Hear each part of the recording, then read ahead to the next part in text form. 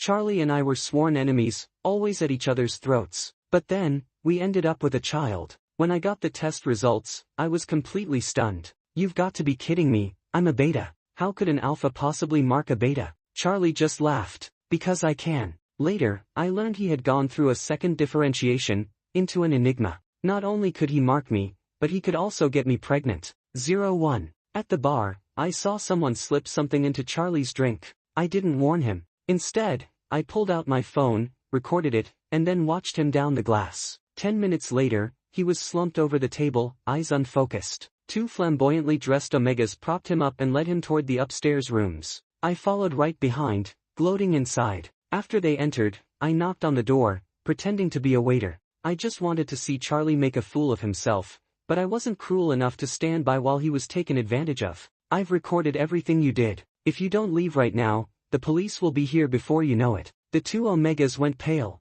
They admitted they'd only acted out of infatuation with Charlie's looks, apologized in a panic, and hurried away. I shut the door behind me and saw Charlie leaning against the bed. His clothes were half undone, his face flushed, his breathing heavy. I lifted my phone and filmed him in that messy, vulnerable state, planning to use it later to mock him. I tapped his cheek with the back of my hand. His skin was burning hot. Just as I was about to throw a few sarcastic jabs, he suddenly lifted his head. His eyes, dark like obsidian, were rimmed red at the corners, sharp and dangerous, filled with pressure like a predator ready to pounce. Something felt wrong. I took a step back, but his hand clamped onto my arm. The strength was terrifying, I couldn't break free. Hey! Before I could finish, Charlie slammed me hard against the cold wall. My chest ached from the impact, my phone clattered to the floor. His entire body pressed against mine, radiating alarming heat. His scorching breath fanned against my neck, sending a shiver through me. He sniffed along my throat, frantically searching for something.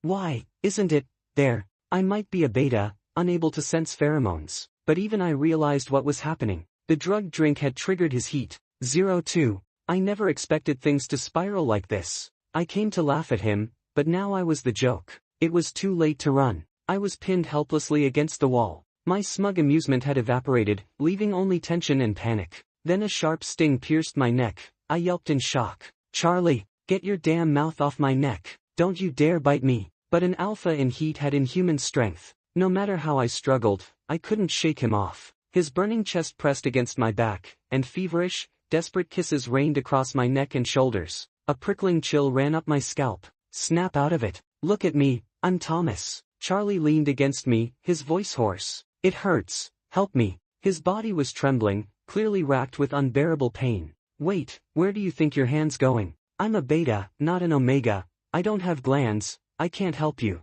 My voice cracked from how loud I was shouting, but instead of calming him, it only seemed to excite him further. Charlie's reason had already burned away, leaving only raw instinct. Only you can help. A chill washed over me as my clothes were tugged loose. I froze. If you've got the guts, let me go, I'll kill you. Then kill me, baby. His lips brushed against my ear, his rough, magnetic voice making my knees weak. In that moment, I finally understood what my classmates used to joke about. That Charlie's voice was so good, even a stray dog would get pregnant if he whispered sweet nothings to it. The world spun as he threw me onto the bed, snapping me back to reality. Charlie, what the hell do you think you're doing? I propped myself up on my elbows, shouting at him, my face red with fury. He loomed over me, slowly unfastening the buttons of his shirt one by one, cursing. I don't like it. I don't give a damn what you impeach. His kiss crashed down, urgent and fierce. Fireworks exploded behind my eyes. The curses on my tongue dissolved into ragged breaths. 03. When I came to, it was already noon on the third day. On the messy bed, I lay staring blankly at the ceiling. My sluggish brain finally began to process what had happened. I'd been slept with by my sworn enemy. The realization made me jolt upright. A deep, indescribable ache spread through my whole body, forcing me to grit my teeth and suck in a sharp breath. The blanket slipped off, revealing that I was covered in Charlie's bite marks, especially the back of my neck. It felt like it had been wrecked. What a damn mutt, I muttered under my breath, clenching my fists. Charlie wasn't on the bed anymore, but I could hear running water in the bathroom. I sat for a long while, trying to convince myself to accept what had already happened. The bathroom door opened. Charlie walked out with just a towel slung low around his hips, water still dripping from his hair, which he pushed back to reveal his forehead. Sharp brows, striking eyes, handsome enough to infuriate me even more. I glared daggers at him. Sensing my stare, he lifted his eyelids lazily, a satisfied smirk tugging at his lips. "You're awake." "Morning." That smug tone snapped the last thread of my patience. Forget acceptance, I was done with that. I sprang to my feet and launched myself at him. Tackling him to the ground, I drew back a fist and aimed straight for his face. As expected, he blocked it. I switched hands and kept swinging. Soon we were rolling across the floor, locked in a stubborn brawl. But after 3 days of exhaustion, I was no match for him. He easily pinned my shoulders to the ground, leaving me red-eyed and panting in frustration. Charlie looked down at my furious expression and chuckled softly. Like stroking an irritated cat, he smoothed a hand over my messy hair. "If I'd known you still had this much fight in you, I wouldn't have gone easy when you were crying and begging me to stop." 04. I kicked at him in humiliation and rage. "Shut up and get off me." But Charlie caught my foot with quick reflexes and yanked me closer. He bent down, pressing a kiss at the inside of my thigh, his eyes blazing with a predatory gleam. I froze, realizing what that look meant. My nerves tightened. He wasn't fully out of the woods yet. An alpha's heat usually lasted 5 to 7 days. At best, Charlie was only temporarily lucid. Thankfully, my phone started ringing just then, breaking the tension. Charlie grabbed his own phone instead. It was his assistant from work. He shot me a glance, then headed out to the balcony to take the call. I scrambled up quickly, seizing the chance. I retrieved my phone from under the bed and shamelessly pulled on his clothes. Mine were torn and ruined beyond repair. After years of fighting him tooth and nail, I'd never lost this badly. I glared at his back, my resentment boiling over. Then I spotted 2 suppression injectors in the nightstand. Moving silently, I slipped behind him and drove both needles straight into the glands at his nape. Charlie's body stiffened. He turned in shock. "You!" But the suppressants worked fast. He collapsed before he could finish. As he blacked out, I raised a middle finger at him. "This time, I'll count it as a dog bite. But it's not over, Charlie. Just you wait." With that, I bolted. Our twisted entanglement went back to sophomore year of high school. He was the transfer student, brilliant, with grades that knocked me down from first place to second again and again. At first, I thought it was just healthy competition. But then, no matter what competition I signed up for, he'd register too, hell-bent on outscoring me. I hadn't provoked him, hadn't even interacted with him much. So why was he always at odds with me? Curious, I went to ask him straight. Hands in his pockets, he replied in a lazy drawl. "Nothing better to do. If you've got the skills, take your spot back. Otherwise, admit you're just a loser." Damn brat was clearly trying to provoke me. Unfortunately for me, I'm a sucker for that kind of provocation. From then on, I gave it my all to compete with him. Before long, everyone knew we were sworn enemies, always clashing. We even managed to go through our differentiations on the exact same day. 05. We were still arguing in the gym one afternoon when Charlie suddenly clutched me and said, "Thomas, you smell amazing." But as a pre-differentiation beta, I couldn't smell a thing. My stomach dropped with a bad premonition. The onset hit hard, knocking us both unconscious. When I woke in the hospital, the test results were waiting. It was like lightning splitting the sky. I differentiated into a beta. I squeezed my eyes shut, then peeked at Charlie sitting beside me. The last line of his results read, Alpha. And not just any alpha, the strongest kind. Damn it, it meant that in terms of status, he'd always be a step above me. Refusing to accept it, I turned again to meet his obsidian eyes. He'd already seen my report, his expression twisted with disbelief. "How can you be a beta?" Smug as ever, his very tone was baiting me. I snorted. "What about it? Beta or not, I can still put up a fight." For once, he didn't argue back or laugh at me. He just frowned, staring at me in silence, eyes clouded with unreadable emotion. It made me uncomfortable. What was wrong with this guy? Did his differentiation fry his brain? After graduation, we ended up at the same university. As an alpha, Charlie was more popular than ever, at one point ranked #1 on the campus most wanted confession board. I almost couldn't go a day without seeing someone confessing to him. Compared to him, I was a little less in demand. Still, even as a beta, I had looks and charm. Plenty of people tried to confess to me, but every single time, Charlie would pop up out of nowhere, lurking in the corners like some damn stalker. He wouldn't say a word, just stand there in the most noticeable spot. And somehow, the person confessing to me would end up handing their love letter to him instead, eyes sparkling with infatuation. He'd then feign surprise and politely reject them. The moment they left, he'd shoot me a triumphant grin. I'd storm right up to him, furious. The problem was, after his differentiation, he'd shot up in height. At 6 feet, I suddenly looked half a head shorter, which only made me feel even less imposing.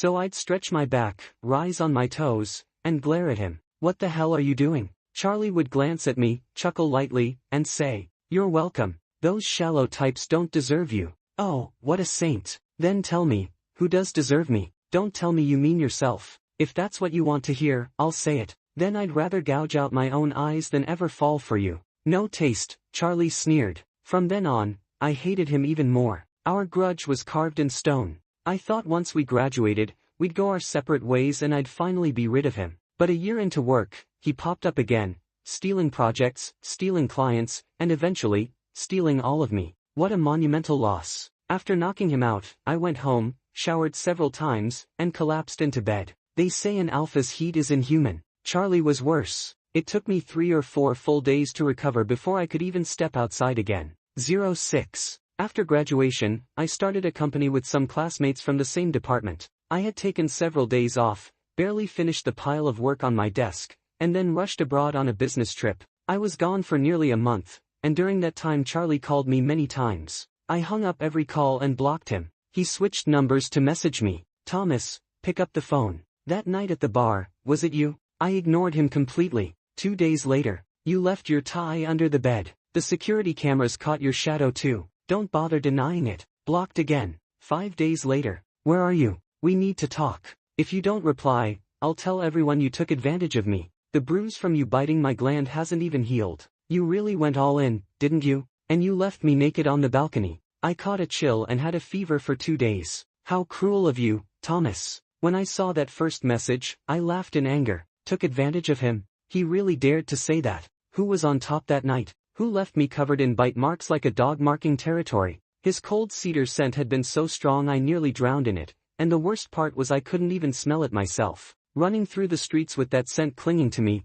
people stared like I was some kind of sideshow. If it weren't for the fact I was overseas and no one knew me, I'd have died of shame. And yet that scoundrel had the nerve to accuse me instead. Shameless. The fever was his own doing. I typed out a long string of curses, then stopped. I realized he was baiting me into replying. I was older now. That trick didn't work anymore. I exited the message app, opened WeChat, and called my business partner Adam. "Brother, it's 3 in the morning here. This better be important," Adam mumbled, yawning. I was so angry I forgot the time difference. I said, "Remember that stingy, impossible client we could never close a deal with?" "Yeah, why?" "Introduce that client to Charlie's company. Tell him Charlie's a friend of ours. In front of the client, praise him like crazy and guarantee he can deliver on the project." I wanted to bury Charlie in work so he'd stop pestering me. Adam chuckled. "You two still at it, planning to feud till you're old?" But he was more than happy to ditch that troublesome client, and he admired how long my rivalry with Charlie had lasted.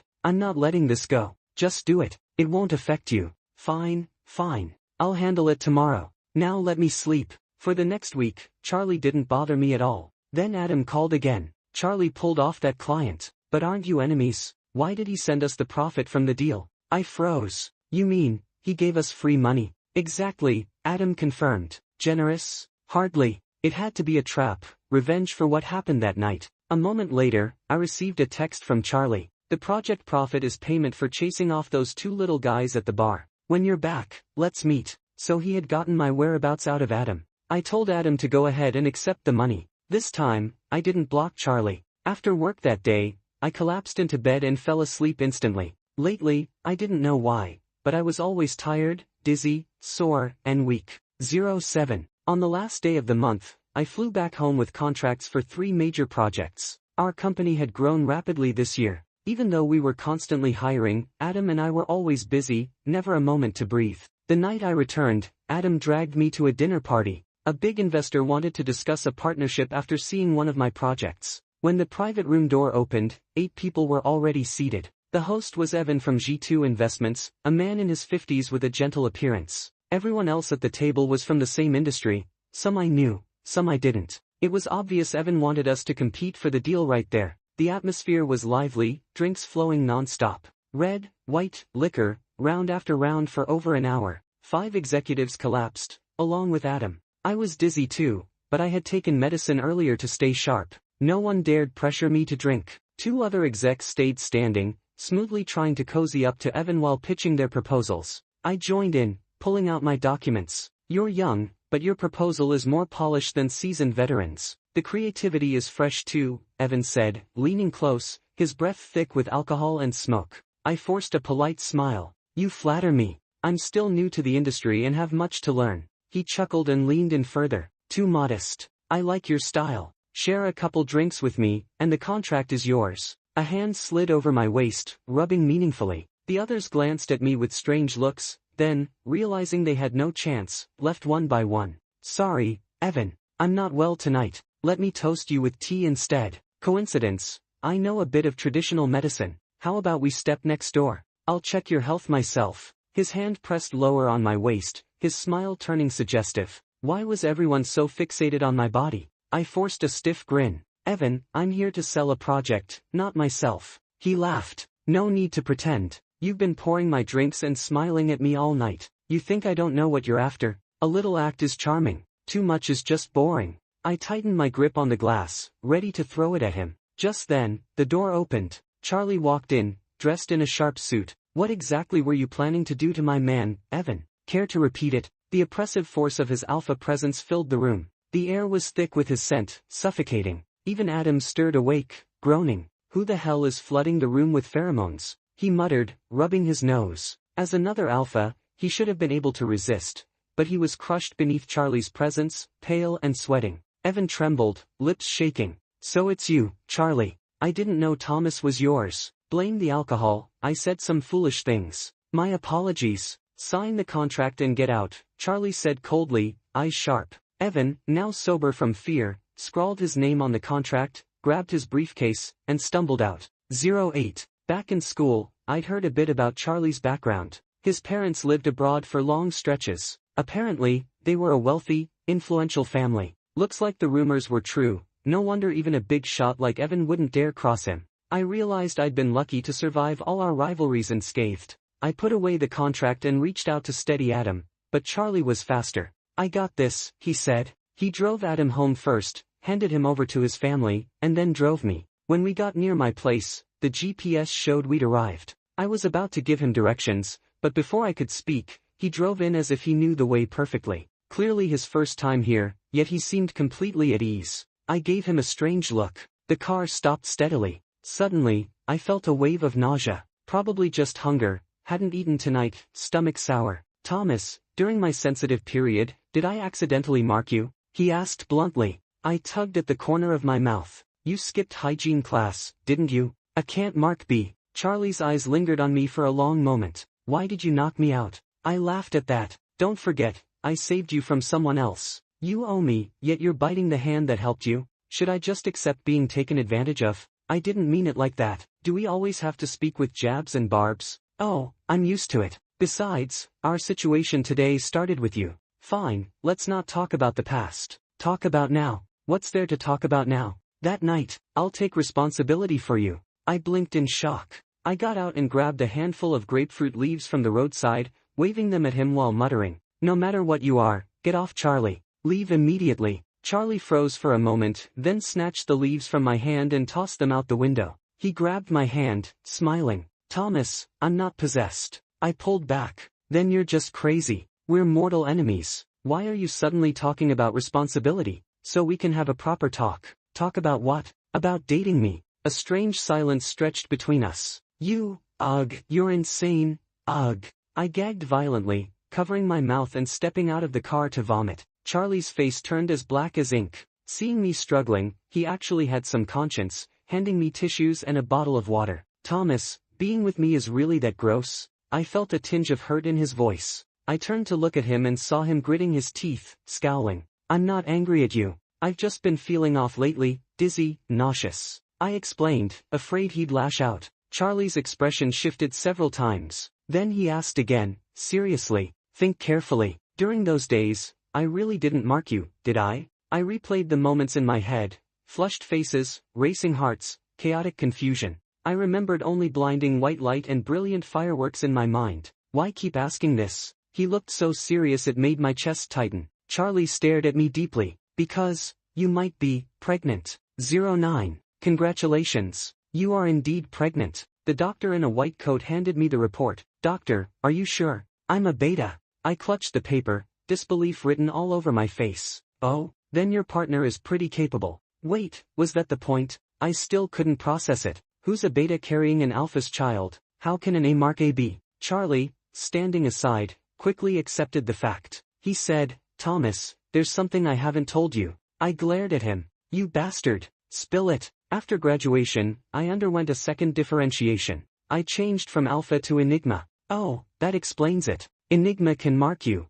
And usually, betas have reproductive organs too, just hidden deep, inaccessible to most. The doctor clapped his hands, delighted. I twitched, unable to smile. My tension finally sank. I pointed shakily at the culprit. Charlie, you did this to me. He took my hand in his, voice gentle. I said I'd take responsibility. Thomas, let's get married. Wait, what did you say? Married? I had barely used the leaves to ward off evil, and now he was proposing marriage. Shouldn't mortal enemies fight to the death and never speak again? Charlie repeated himself, even pulling out his phone, likely to notify his parents. I panicked and bolted, running faster than I ever did in an 800-meter fitness test. Down the street, I ran like the wind. One traffic light later, I'd finally shaken Charlie off. 10. I grabbed a taxi home. At the door, a middle-aged couple was waiting, carrying a lot of stuff. Dad? Mom? I called out. They turned, and both smiled at once. Son, why are you working so late again?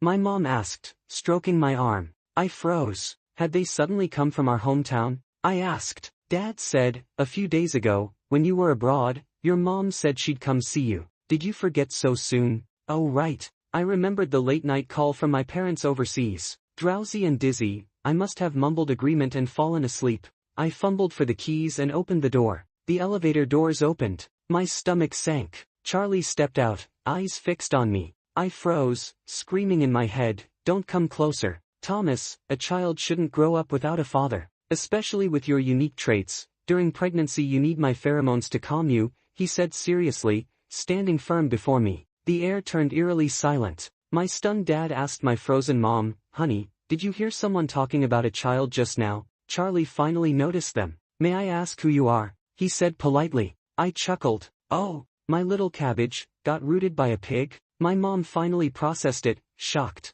Thomas, you're a beta. How could you be carrying someone else's child? She exclaimed, high-pitched. I covered my ears, annoyed, and glanced at Charlie. He looked calm, smiling at my parents, unervingly obedient. I pointed at him. Ask this pig. Then I turned and walked inside, leaving the three of them staring at each other in silence. 11. Charlie composed himself and followed my parents inside. Dressed in a perfectly tailored suit, he looked tall and lean. His hair was flawless, his features striking. He sat upright on the sofa, a gentle, apologetic smile on his face. My mom poured him a glass of water, casually observing him. Charlie stood slightly, accepting it with both hands politely. Thank you, Auntie. Sorry to intrude so late, he said. Oh, it's fine. I just came from our hometown today too, my mom replied. She studied his manners and appearance carefully, her smile nearly overflowing. She exchanged a glance with my dad. They chatted with Charlie for a few minutes, and he answered obediently.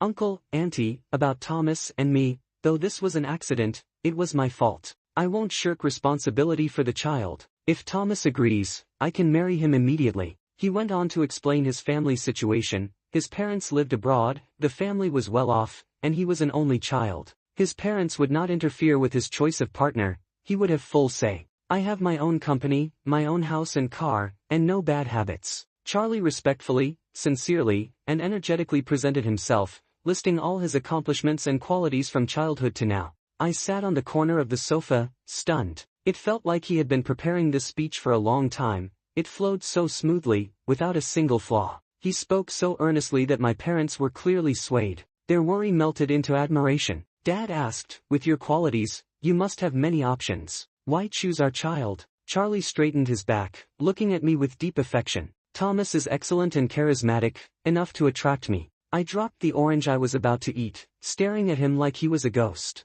Charlie, aren't you overdoing it? Mom frowned at me. Speak properly. Mom, Dad, don't be fooled by his current obedience. He's all acting. He's not like this when he's against me. Mom replied, that just means he truly likes you. Otherwise, why would he bother you? Dad said, Thomas, he's being reasonable. You're going to be a father, don't be childish. Boys fight like this sometimes. Wait, just 10 minutes in, and they were already convinced? Charlie gave a slightly helpless, indulgent smile. It's okay, don't blame Thomas. He's probably affected by pregnancy hormones and is irritable. It's my fault for not taking better care of him. Still acting. I shot him a warning glare to behave. Charlie looked at me, smiling with a deep, indulgent expression. My parents watched the subtle exchanges between us, smiling contentedly. Eventually, they didn't let me interrupt. They discussed and settled everything with Charlie, even setting a date for the next meeting of both families. After an hour of casual chat, Charlie finally excused himself.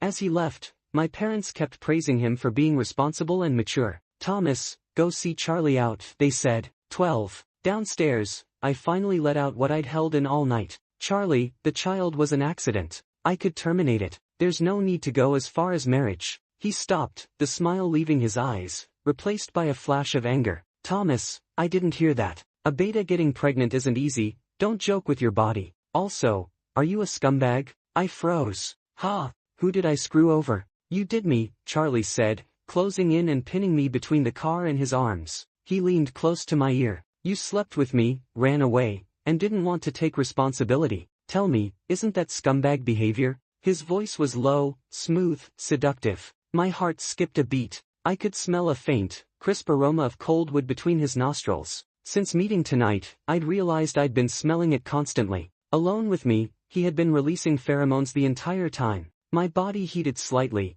and I licked my dry lips. Bullshit. You forced me, okay? My dream of being a top aggressive is ruined before it even started. You bastard. Charlie glanced at my lips, chuckling. So you're not satisfied, he murmured, tracing my lower lip with his fingertip. Marry me, and I'll give you that dream back. How about it? My lips tingled, the scent of cold wood intensifying. Instinctively, I asked, give it back. Always. You'll be on top, he said, kissing me. Really? Yes. I won't oppose you anymore. Whatever you say goes. No hitting back. Charlie smirked. No, little rascal. I thought about it. The terms were all in my favor. All these years suppressing my rival, I could now control him, even make him cry. How satisfying. Marriage didn't seem impossible. I pushed away his hand trying to slide under my shirt and cleared my throat. I'll consider what you said. 13. Not even 3 days after I said that, Charlie, as if afraid I'd change my mind, moved up the date for both families to meet. I met his parents for the first time.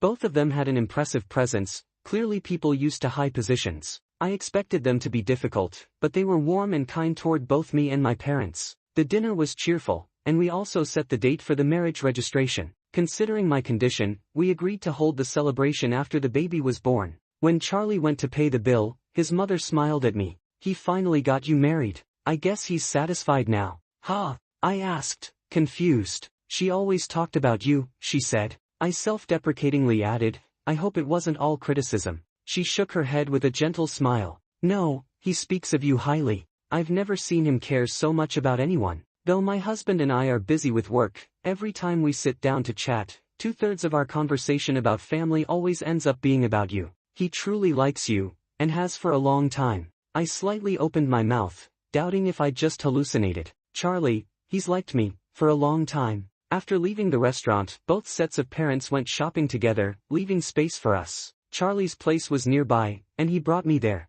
I'd eaten a bit too much and felt uncomfortable, so he went downstairs to buy me some medicine. Being at his place for the first time, I curiously looked around. At his liquor cabinet, I glanced at the collection and turned, accidentally bumping a nearby cupboard. The door wasn't locked, and a photo slipped through the crack. I picked it up, frowning. It was a personal photo from my high school graduation, taken by a photographer I had hired separately. I thought it had been lost long ago, but why was it in Charlie's house? His mother's words suddenly flashed in my mind. A suspicion slowly formed. I opened the cupboard fully and my eyes widened. Charlie had collected so many of my things, used pens, filled notebooks, old school uniforms. Beside them was a stack of papers. I picked a few up, handwritten letters, all addressed to me. Confession letters. I was stunned. This guy really liked me. From high school until now, he had kept this secret. The rival I'd sparred with all these years had been a silent admirer. I heard movement at the door. Charlie returned with the medicine.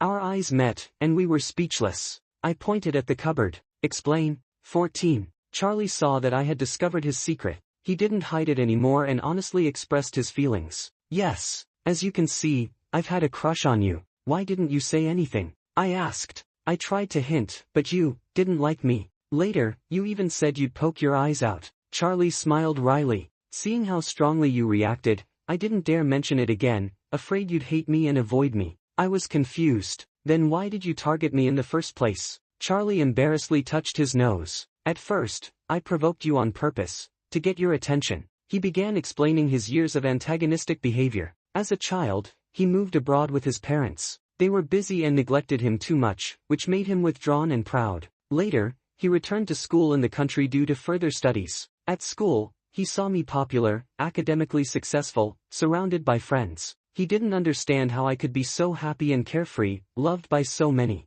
Perhaps it sparked rebellion in him. He wanted to steal my spotlight. Initially, his actions were provocation and annoyance, but gradually, he became captivated by me. A teenage crush grew unknowingly into something deeper. On the day of our attribute revelation, that's why he was so shocked and excited. I, oblivious, just wanted to compete. After college, I returned to my parents, thinking time would help me forget you, he continued. But the opposite happened. I couldn't forget you. By chance, I underwent a second differentiation into an Enigma. That day, I made up my mind. If I couldn't let go, I had to fight for it. Charlie's gaze was deep as he looked at me. I wanted to take it slow this time, but I didn't expect the bar incident. Thomas, I've liked you, for a very long time. I nearly dropped my jaw. The person who hadn't been stopped from spiking drinks, had been destined to like me all along. Charlie, seeing my silence, asked anxiously for a response. I absorbed the flood of information, calming myself. We're about to register our marriage. What more answer do you need?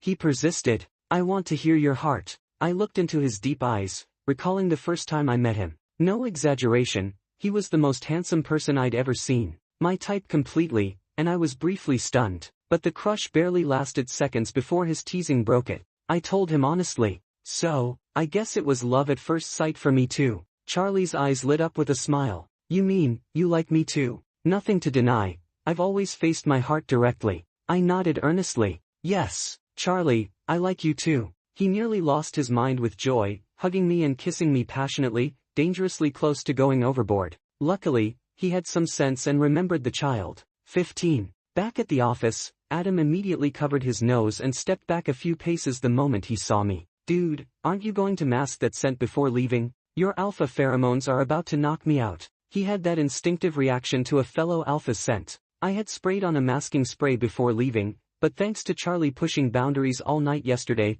my hands were still sore. Adam frowned. Wait, this scent, it's familiar. Where have I smelled it before? Stop guessing. It's Charlie. I told him what had happened at the private room that night. His eyes nearly popped out. You hooked up with him. TCH, careful how you talk. And by the way, we're getting married. Who? Charlie and me. Adam literally froze, then looked at me in shock, letting out a sharp burst. WTF? Are you joking? I'm serious, I said. Then remembering the baby, I added, in a few months, I'll need a long leave, so any major projects should be scheduled early. Adam struggled to process my news. Leave? For a honeymoon? I shook my head. To stay home and take care of the pregnancy. Adam blinked. Take care of what? I'm pregnant. What? I rolled my eyes. Artificial insemination, duh. Adam was dumbfounded, utterly incredulous. He spent the entire day asking me every possible question. He probably could have co-authored a book called 100,000 Whys.